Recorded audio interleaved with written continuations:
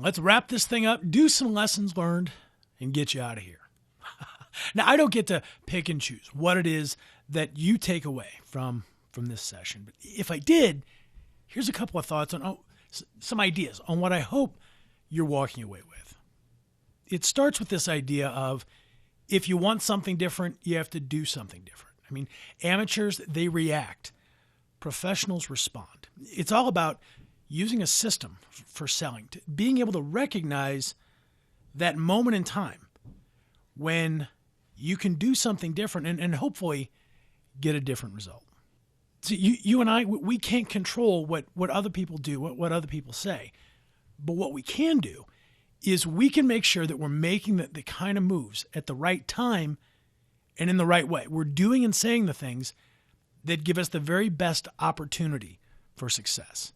Usually, it's the strategy we're using, not the technique that's setting us up to fail. Technique's almost never the problem. It's recognizing, again, that when we should use it, but then doing it on purpose. Why? Most of us, we don't fail to hit the goals that we set because we don't want it bad enough, we're not motivated enough, we don't have enough willpower. Usually it's the strategy. There's nothing worse than being really, really good at the wrong thing. Just a couple more and then we're done. When you sound like everyone else, we get treated just like everybody else. On the surface, that sounds cool. But when we dig a little bit deeper into that, if we look around the marketplace, if we look at your competition, what do we see? Everyone working really, really hard to be the best at what everyone else is doing. And when we become the best at what everyone else is doing, all we've really done is increase the pool of competition. There's a saying that I think fits really well right here. If you want to start earning more, then we have to start working on more expensive problems. Good salespeople have good answers. Great salespeople have great questions. There's a question that I like to ask live audiences, and it's really just kind of kidding around.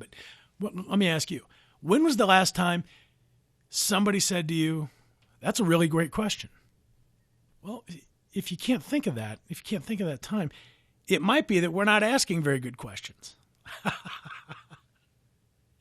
If you can relate to that, you're not alone.